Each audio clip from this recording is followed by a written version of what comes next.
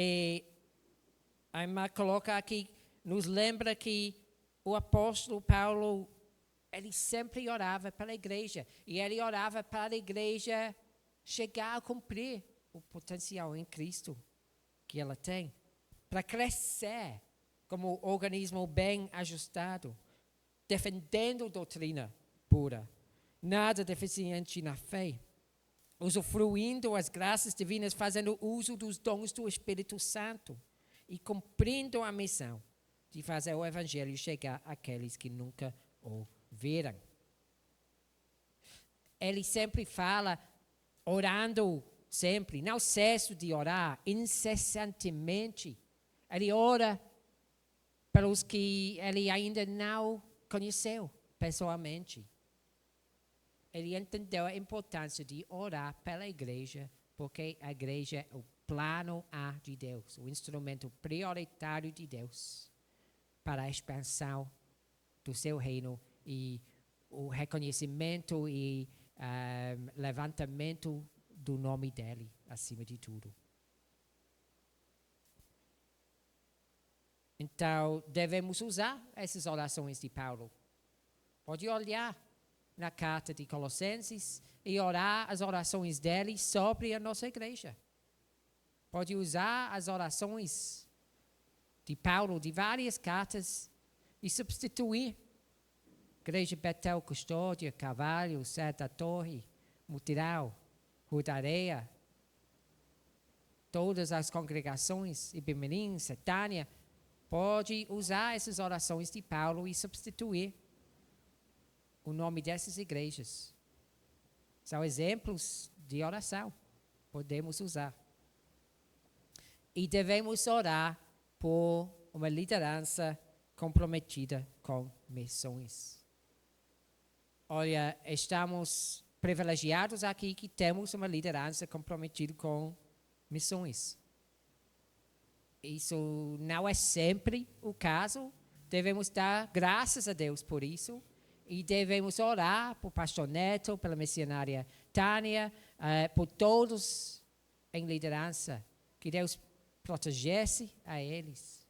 Que Deus abençoasse a eles. Desse descanso a eles. Desse força. Enchesse continuamente com o Espírito dele. E que Deus usa eles. E que Deus não deixe eles de ser distraídos do foco que eles têm em missões. Porque é bem fácil para qualquer líder, porque todo mundo está chegando com problemas, com opiniões, com algo que precisa ser feito. Então, parte do papel da congregação deve ser orar que o pastor sempre fica com esse foco que ele tem. E ele não seja desviado desse foco de missões. Que ele sempre fica com isso como prioridade na vida da igreja. Então, graças a Deus que isso é o caso aqui. Mas não devemos pensar que sem oração vai sempre ser assim. Ele precisa das nossas orações. E quanto mais a liderança da denominação também. Eu amo Betel. Mas como qualquer denominação, depois de um tempo, tem o perigo de ficar mais... de dar mais prioridade, de guardar o que tem, do que continuar com aquele foco de missões que destaca a denominação. 2, 3 décadas antes, tinha tantas pessoas sendo treinadas para missões no Betel. E talvez poucos como pastores. Agora, o contrário, né? Tem mais pastores sendo treinados e menos missionários. E precisa os dois. Não é para dizer que é ruim ter pastores, precisamos, mas devemos orar pela nossa denominação, que vai sempre ficar firme, pegando aquele foco que iniciou. Que não vai perder esse foco de missões. Porque é tão fácil, a tendência, se não orássemos pela liderança de toda a denominação, de outras igrejas também, podemos orar por outras igrejas também, mas se não orássemos, a tendência humana é para dar foco no que tem, em vez de ficar focado em missões, na tarefa para ser cumprida. Então, a irmã está certa que nós precisamos começar, quando oramos por missões, nós precisamos começar por orar pela liderança da igreja, nossa igreja e também a denominação. Precisamos começar por orar pela igreja, porque a igreja é o instrumento prioritário de Deus. E se ela não assumisse o papel dela, o que vai acontecer? Deus, quem sabe, Ele é o autor da missão. Mas Ele tem revelado que Ele quer atuar através da igreja dele. Então, vamos pausar por alguns minutos e nós vamos orar. Esse primeiro ponto, nós vamos orar pela igreja. Nós vamos orar pela igreja assumir o papel dela, nunca perder o foco em missões e pela liderança da igreja aqui e a denominação. Então, vamos dividir e esse lado aqui vai orar por nossa igreja aqui, em Custódia. E esse lado aqui vai orar pelo Betel brasileiro em geral, ok? Então, essa metade ora pela igreja aqui em Custódia e dá graças por tudo que Deus tem feito, pela nossa liderança aqui, o foco em missões, dá graças por tudo isso. Mas ore que Deus nunca vai deixar a igreja ser desviada desse propósito missionário. E esse lado aqui vai orar pelo Betel como denominação. E também dá graças por tudo que tem feito. Mas ore que nós não seguimos a tendência humana para somente dar foco no que já tem, em preservar as igrejas que já tem, mas em sempre continuar com esse propósito missionário. Vamos orar por alguns minutos por esses pontos.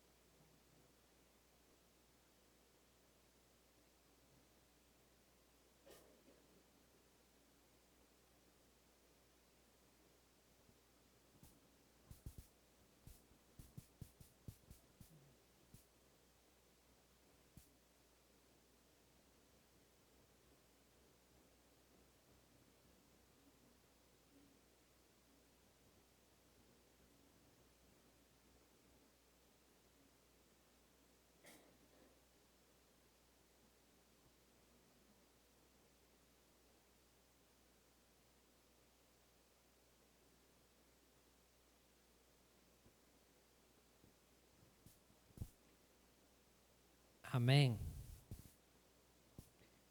Então, o segundo ponto que a irmã Dovelina nos traz é para orar pelos não alcançados.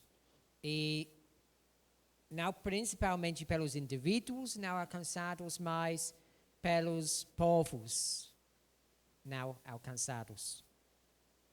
Ela nos lembra da visão de João, no livro de Apocalipse, que ele fala como o sangue de Cristo comprou para Deus os que procedem de toda tribo, língua, povo e nação.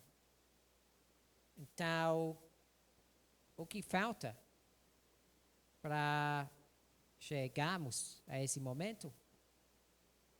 Falta ainda tribos, povos, segmentos que não têm uma igreja que se multiplica, que é autossustentável, que se multiplica dentro do próprio povo. E até no Brasil. Tem 8 segmentos que são considerados menos evangelizados. Eu quero fazer prova aqui, se vocês podem lembrar os 8. Então, vamos tentar. Quem vai primeiro? Quem são os segmentos menos evangelizados no Brasil? Ciganos, não só os ricos, na verdade, os mais ricos dos ricos e os mais pobres dos pobres. Então, esse é um segmento, considerado um segmento só. Os mais ricos dos ricos e os mais pobres dos pobres. Essas extremidades econômicas têm poucos crentes. Também os ciganos, você falou, os ciganos, na verdade, não são somente um grupo étnico, tem vários dentro deles, mas, em geral, os ciganos, sim. Quem mais? Isso, os indígenas, as tribos indígenas. Quem mais? Surdos, isso, surdos. Menos de 1% dos surdos no Brasil são evangélicos. Menos de 1%. Você pensa agora no censo, no número de evangélicos, mas dentro dos surdos, somente menos de 1% são evangélicos. Então, tem os surdos, as extremidades econômicas, ciganos, indígenas, tem 4 mais. Quilombolas também, sim. Quilombolas está dentro também. Que tem mais de 3.000 comunidades quilombolas reconhecidas no Brasil, oficialmente, mas o número provavelmente chega até 5.000, quando vai considerar todos que estão no processo também e ainda não são reconhecidas, mas provavelmente vai ser reconhecidas como comunidades quilombolas. E no Brasil, até 5.000 comunidades quilombolas. Não os indivíduos, as comunidades quilombolas têm 5.000. E desses, é pensado que mais de 2.000 não têm igreja evangélica na comunidade. Ribeirinhos também é um. Então, chegamos a 6. Tem 2 mais.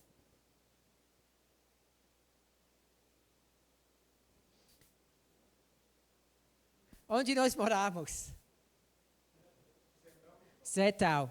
Sertão, na verdade, está saindo agora desse grupo, porque Deus está fazendo muita coisa, mas ainda está incluído nesses 8 segmentos. E mais um. Interessante, não são incluídos nesses grupos, mas é um ponto interessante. Tem mais um grupo? Não, alguém já falou sertanejo?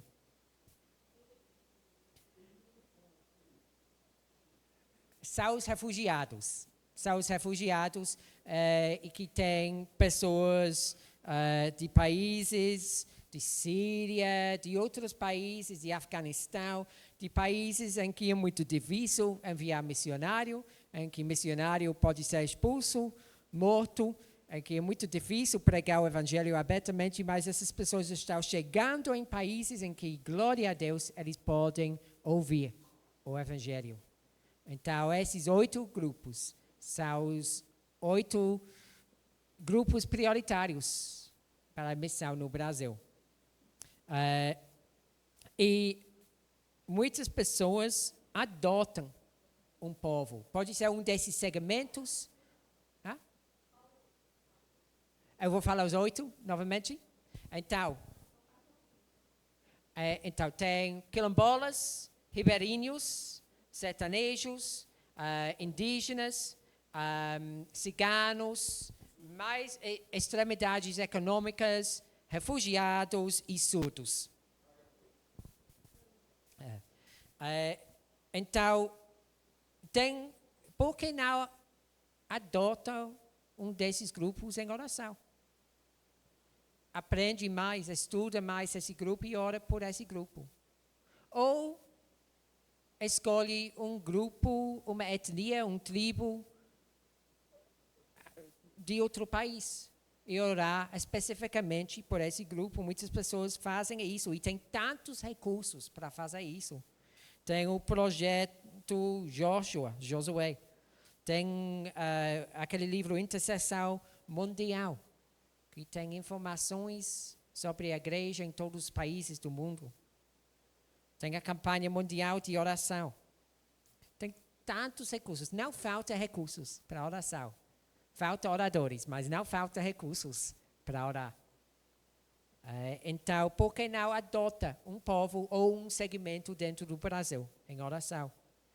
Ore que Deus dá para você um coração para levantar aquele grupo em oração.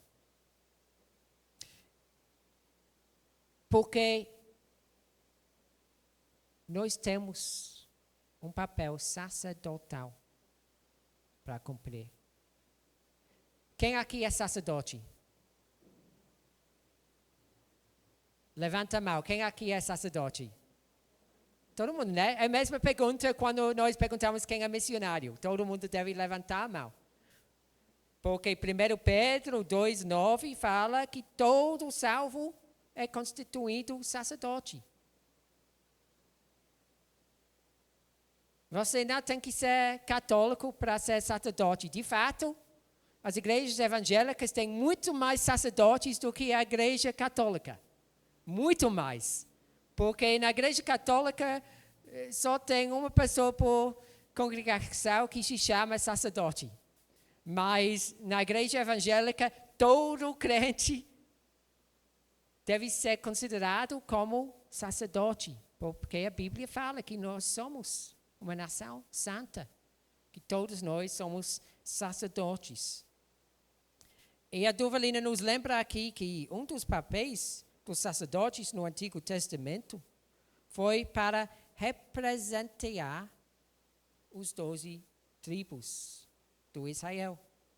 Que eles literalmente ficaram vestidos com os símbolos, com os nomes dos tribos. Eles tinham 2 pedras nas ombreiras, tendo os nomes dos tribos de Israel, para a memória perante o Senhor. Então, a ideia foi que eles, em oração, trouxessem as nações à memória de Deus.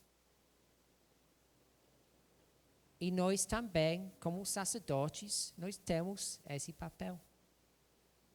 Que nós podemos trazer as nações à memória de Deus. Isso Ele quer. Porque Ele esqueceu? Não. Porque Ele quer a nossa participação na obra dEle. Isso não é só o ativismo, isso é também a oração. Ele quer que nós trazemos. Isso nós podemos nos confundir pensando, então, mas ele vai fazer se nós não oramos,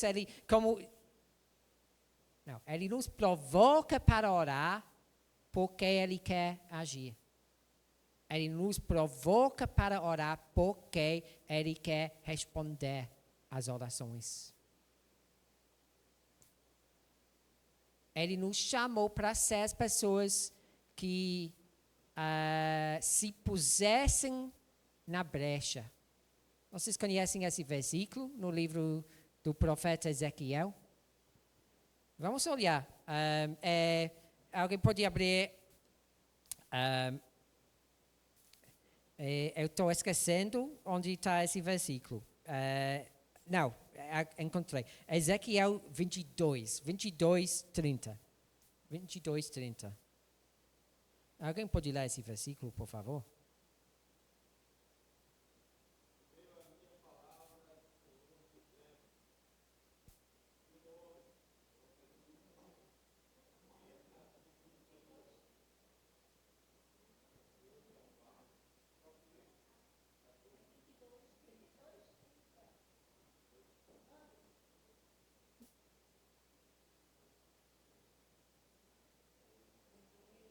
Isso, 22, 30.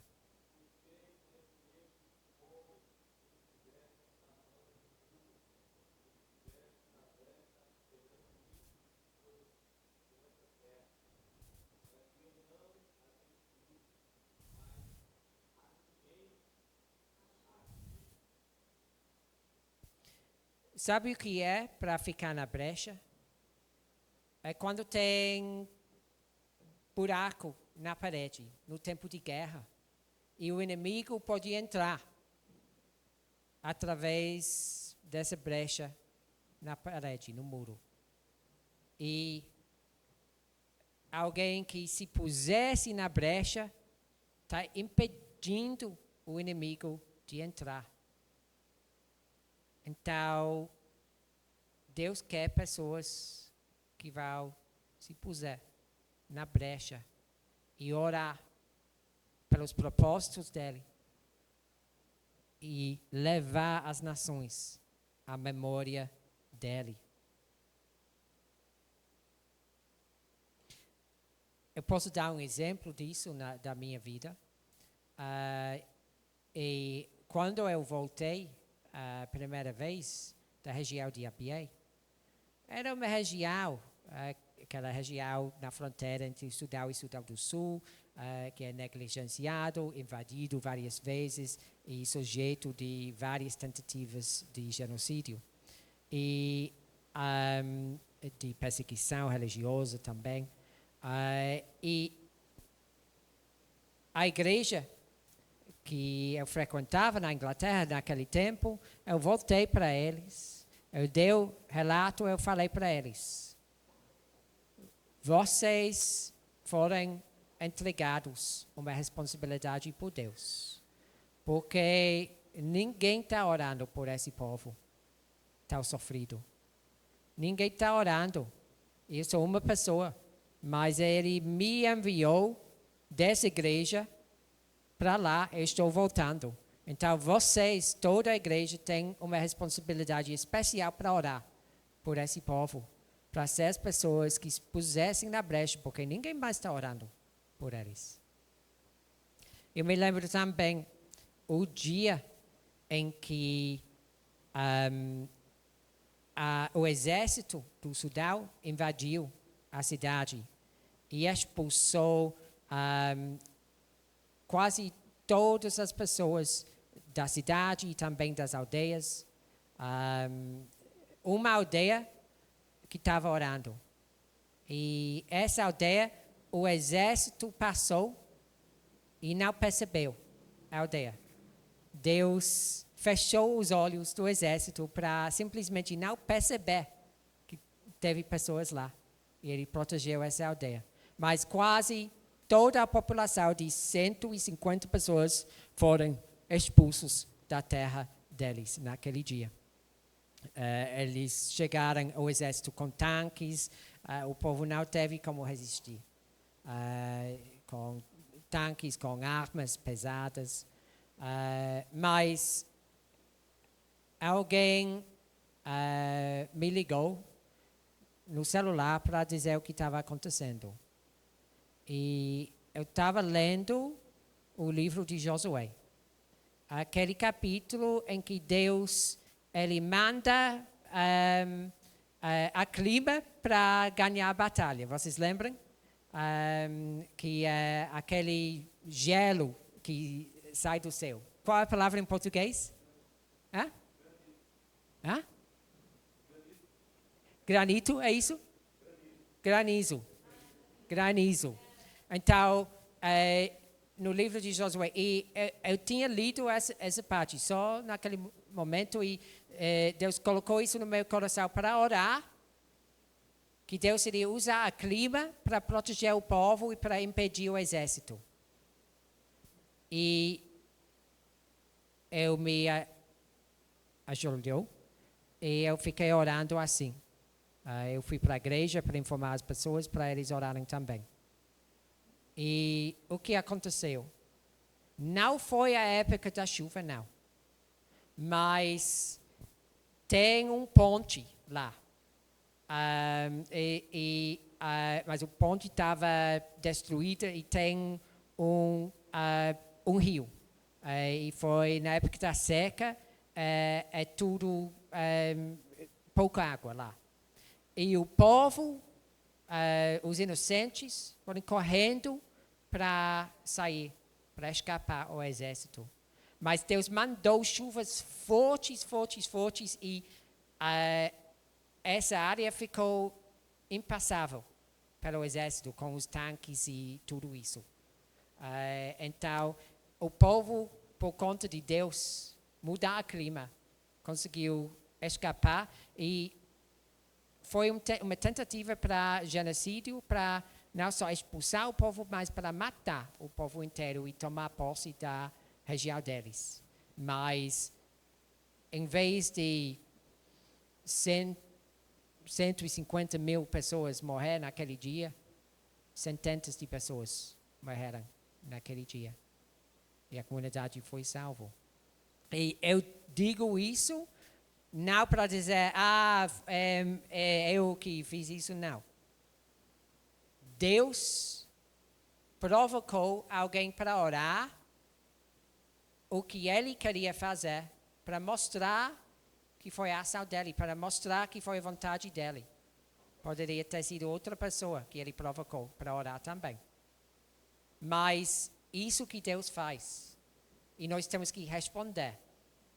Seria terrível se Deus iria falar como fosse no Ezequiel. Eu queria fazer alguma coisa, mas eu não fiz porque eu não encontrei alguém para orar. Teologicamente é difícil. Deus quer fazer algo, mas Ele não faz. Mas Ele quer o nosso envolvimento. E eu creio que às vezes Ele vai adiantar a ação dele até que a igreja orasse. Porque o plano dele para envolver o povo dele na ação dele.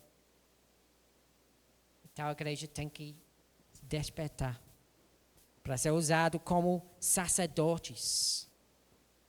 E por isso, a Duvelina fala que por isso o intercessor não é aquele santo que fica escondido para olhar alheio à realidade. Ele é aquele que se coloca na torre de vigia. Abacuque, capítulo 2, versículo 1. Ele fica atento ao progresso tecnológico, aos acordos de paz entre as nações, à atuação dos governantes para reduzir a fome e a miséria, aos programas de desarmamento, à luta contra a corrupção. Está atento porque conhece seu Deus e pode identificar as marcas da atuação divina. Por exemplo, se ele traz ruína como expressão de sua justiça sobre as nações opressoras, como no caso do Egito, quando os próprios magos confessarem em Êxodo 8:19, isto é o dedo de Deus. Então, Não devemos obsessar por ler as notícias, a mídia social. É possível ficar lendo e lendo as mensagens, as notícias, e não devemos ficar obsessados, mas devemos ficar atentos. Devemos ficar atentos para saber o que ele está fazendo. Não é para apegar à política, não é para ficar obsessado por isso, não é para tomar os lados e abandonar o papel profético da igreja para criticar todos na luz das Escrituras. É um perigo que a igreja tem, para escolher um lado político e assim nunca critica aquele lado, mas de fato temos que criticar todos os lados na luz das Escrituras. Mas temos que ficar atentos ao que Deus está fazendo. E temos que ter a perspectiva de Deus em interpretar os sinais dos tempos. Você sabe que o tribo de Issacar, em 1 Crônicas 12, 32, ele ficou ao lado do rei Davi, naquela divisão que tinha entre o rei Davi e os inimigos dele. Eles ficaram ao lado do rei Davi. Por quê? Porque eles estudavam as épocas. Eles tinham pessoas que estudavam a ciência dos tempos. Eles perceberam corretamente o que Deus estava fazendo. E muitas vezes nós focamos nos detalhes e nós perdemos a perspectiva grande do que Deus está fazendo. Mas pense nos últimos 50 anos. 50 anos atrás, Deus tem feito tanta coisa durante esses últimos 50 anos. A abertura dos portões de ferro do comunismo. Parecia que iria continuar para séculos. Não, quebrou. E quebrou por quê? Pela política. Tem uma realidade atrás disso. Que tinha campanhas de oração. Alguém aqui lembra a campanha 7 anos de oração pela União Soviética? Alguém aqui que tem mais anos lembra essa campanha? Ele começou em 1984. Quem sabe a história? Quando a União Soviética caiu.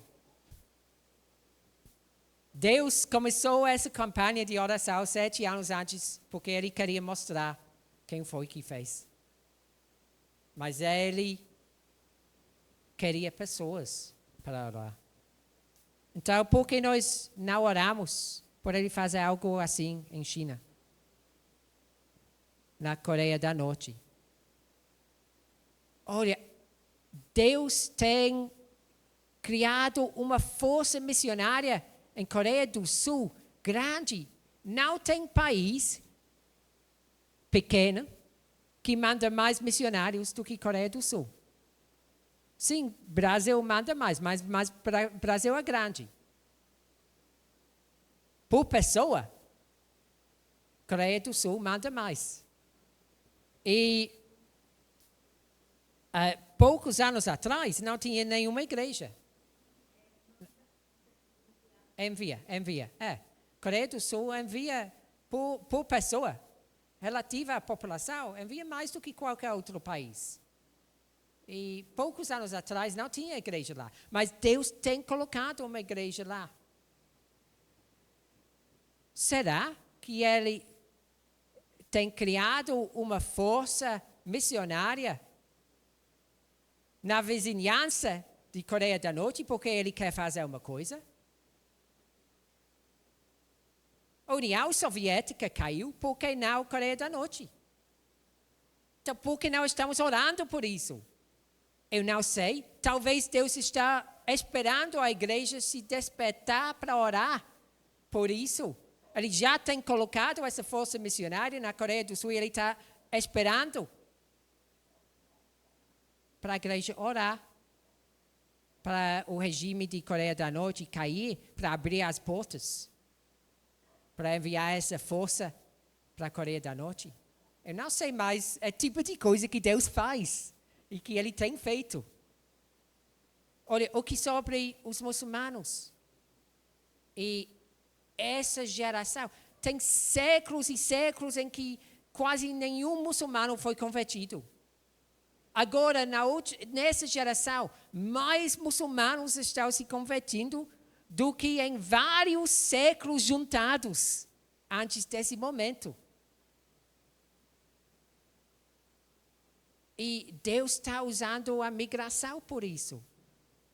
Ele está levando pessoas da Síria, da Irã, do Afeganistão, para os países em que pode ser pregado o evangelho abertamente. O diabo pensa que ele pode impedir o evangelho por perseguir os crentes nesses países. E Deus diz, então, além de crescer a igreja nesses países, eu também vou enviar pessoas fora desse país, que eles podem ouvir o evangelho em outros países e depois voltassem. Deus faz isso. Se nós temos olhos para perceber, ter a perspectiva de Deus, nós vamos dizer graças a Deus que Ele está enviando migrantes para países como Brasil, Inglaterra, Estados Unidos, em que migrantes podem ouvir o evangelho. Não tem. E o que o diabo faz? O que o diabo faz? Ele pensa que por provocar as pessoas para fazer ações horríveis, terroristas, ele pode colocar medo, assustar as pessoas sobre imigração para tentar impedir essa ação de Deus em trazer pessoas onde eles podem ouvir o evangelho. Mas não pode, porque Deus é soberano sobre as migrações. Temos que ter perspectiva de Deus sobre tudo. Temos que ter perspectiva do que Deus está fazendo para evangelizar todos os povos. Temos que, quando pensamos em só menos de 100 anos, a Europa parou de ser o lugar onde tem mais crentes. E primeiro a América do Sul e agora a África tem mais crentes do que qualquer outro continente. 100 anos atrás, a África foi considerada um cemitério dos missionários, porque muitas tribos foram consideradas resistentes ao evangelho. Agora tem mais crentes na África do que qualquer outro continente. Tem muitos países que estão se tornando forças missionárias na África. E é possível que a África vai se tornar o primeiro continente para ter uma maioria de cristãos dentro da população. Deus está fazendo muita coisa e está mudando tudo. Então, quando nós olhamos nos detalhes, às vezes nós desesperamos. Mas quando nós temos a perspectiva do que Deus está fazendo nesses últimos 50 anos, as nossas orações vão ser inspiradas, fortalecidas e nós vamos orar de forma alinhada com os propósitos de Deus. Então, agora vamos passar alguns minutos e nós vamos orar assim. Esse lado, vocês vão orar por um segmento, cada um escolhe um segmento menos evangelizado do Brasil. Então, lembra, ciganos, indígenas, quilombolas, sertanejos, surdos, extremidades econômicas, ribeirinhos, e eu faltei um.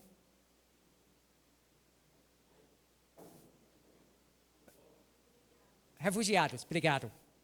Então, cada um pega um desses. Esse outro lado.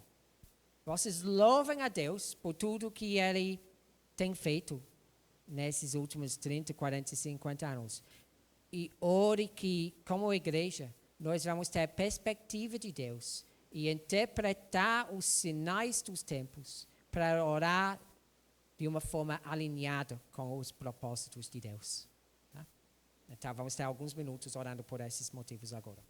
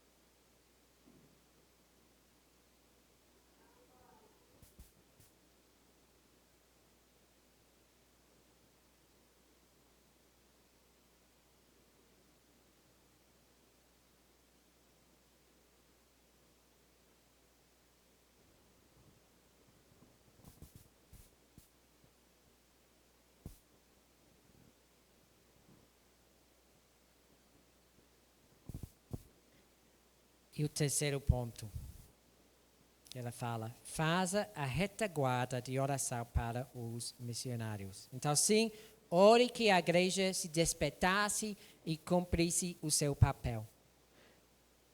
Ore pelos povos não alcançados e discerne o que Deus está fazendo para que as orações fiquem alinhadas com os propósitos de Deus.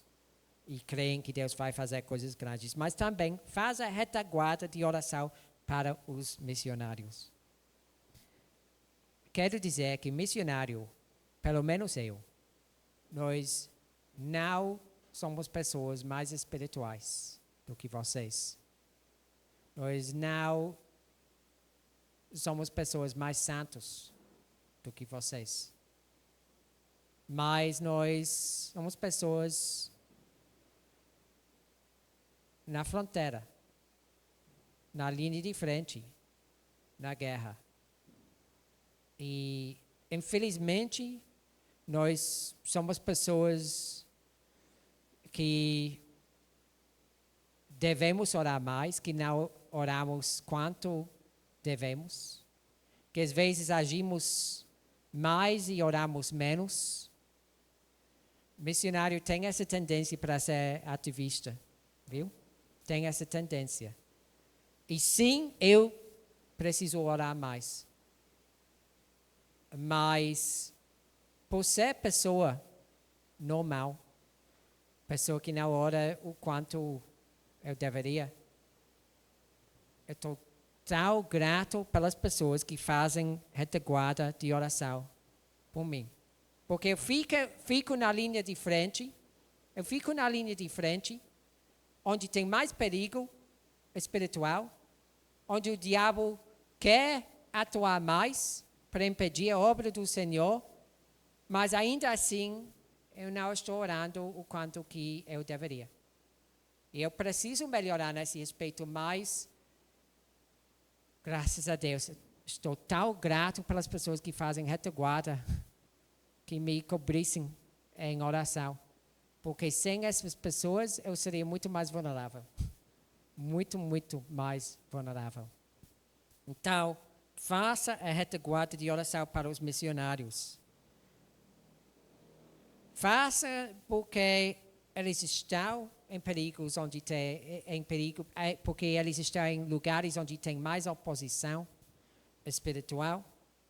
Fazem sabendo que são pessoas como vocês. E somos pessoas como vocês. Não pensa, aquele missionário, ele é tão impressionante, tão santo, tão orador. Não. Pensa, aquele missionário miserável, ele precisa das minhas orações. Eu vou orar por ele. Pensa assim, porque a gente precisa. Tá? Então, vamos. Vocês lembram a história de Arão e Hur? Como eles sustentavam as mãos de Moisés e o Israel prevalecia. E quando eles pararem de orar e colocarem as mãos para baixo, quando eles cansaram, o Israel começou a perder. E quando eles levantassem as mãos em oração, o que aconteceu? O Israel vencia. Então, é assim. Precisamos orar para fazer essa retaguarda para os missionários. Olha, vai colocar um missionário no seminário, pagar tudo para treinar ele, sustentar ele no campo, pagar todo esse recurso financeiro e deixa ele não ser efetivo porque ninguém está orando por ele. Ore pelos missionários. Então, eu fiz contato com o Dami hoje. Eu disse, eu vou falar sobre oração. Quais são os seus pedidos de oração? Porque eu vou falar, precisamos orar para os missionários. Então, precisamos fazer a prática. Então, vou dar alguns pedidos de oração de Dami, missionário enviado dessa igreja para a Inglaterra por um ano. Então, ele fala, pede que Deus ajudasse ele a se adaptar. Sempre pense que você tem adaptado e tem mais uma coisa. Sempre acontece isso. Então, ore que ele continue a se adaptar e lidar com as diferenças culturais. Ele pede que Deus abrisse portas para pregar o Evangelho. Ele pede que Deus ajude ele para construir os relacionamentos sólidos com todos da igreja, todos os colegas, os irmãos. Ele pede oração que ele consegue fazer tudo de maneira organizada, que é difícil ser tão organizado como os britânicos, naquela cultura. Tem muitas informações todo o tempo. Você pensa que nós escrevemos muito, que nós passamos muitas informações? Pensa nos ingleses que nunca moraram no Brasil. É muita informação sempre para processar, para ler, para ser organizada. Então, ore por ele nesse respeito também. Mas quem recebe as notícias dele vai ter visto que tem momentos de encorajamento também, que ele fez parte de um momento com a liderança de várias igrejas na cidade dele, e que todo mundo estava dizendo o que estava acontecendo na Inglaterra e na cidade de Winchester. E tinha tantos testemunhos sobre Deus estar agindo agora com essa nova geração de jovens e de novas pessoas retornando para o Senhor. Uma nova geração de jovens que são muito mais interessados em aprender sobre Jesus do que a geração da Idade Média e os idosos. Essa geração de jovens, realmente Deus tem despertado e eles são a esperança de reavivamento na Inglaterra. Então, ele ficou encorajado por ouvir tantas histórias. E isso o propósito de ir para lá. Né? Então, ore que Deus vai abrir as portas para ele participar nisso, para ele discipular esses novos jovens que têm tanto interesse no Evangelho na Inglaterra. Então, vamos passar alguns momentos orando por ele agora. Ore que Deus ajude ele na adaptação e abre portas para pregar o Evangelho, que construísse relacionamentos sólidos e que ele consegue lidar com todas as informações e fazer tudo de maneira organizada. Tá? Vamos orar por ele agora.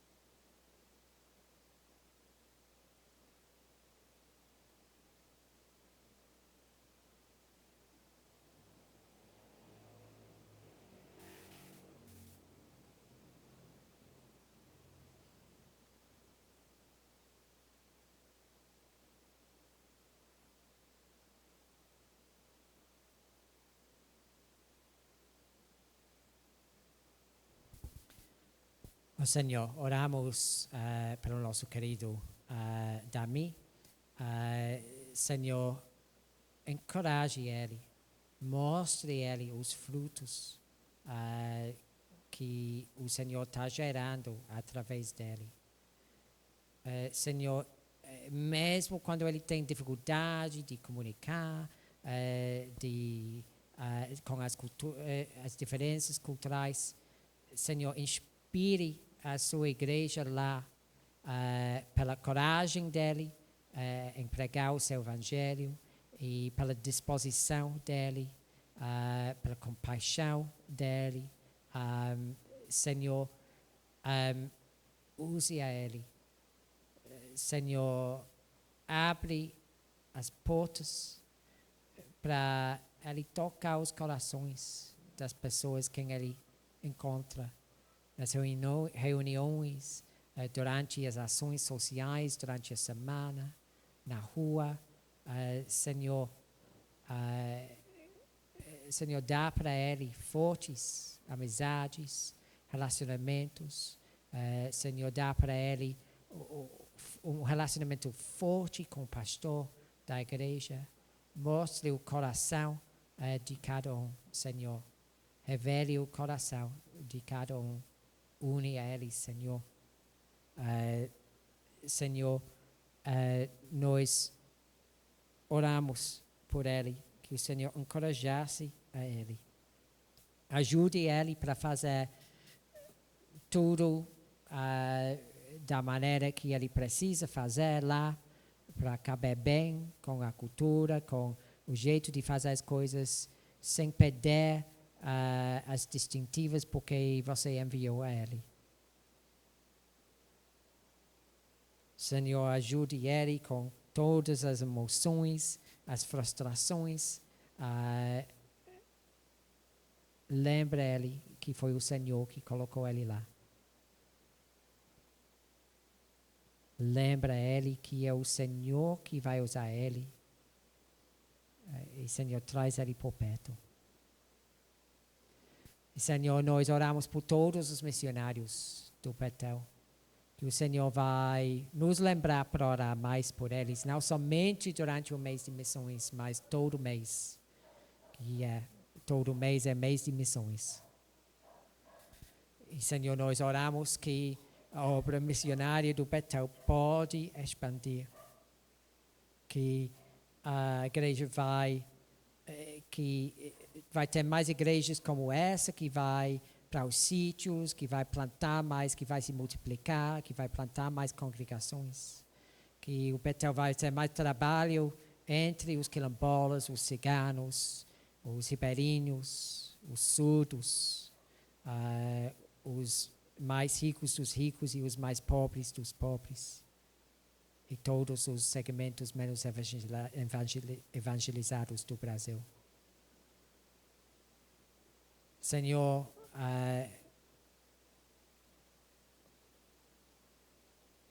nos desperte para ver os sinais dos tempos, para entender o que o Senhor está fazendo. Não para se perder nos detalhes, mas para ter a perspectiva de ver a enormidade do que o Senhor tem feito nesses últimos 20, 30, 40, 50 anos. E para crer que o Senhor vai fazer muito mais, que o Senhor vai abrir os países que parecem fechados e vai enviar para nós as pessoas que precisam ouvir o seu evangelho. Senhor, dá para nós, através de vidas enraizadas em oração, a sua perspectiva para interpretar os sinais dos tempos, para que não pode faltar uma pessoa para se puser na brecha. Senhor, queremos ser aquelas pessoas que se pusessem na brecha, em nome de Jesus. Amém.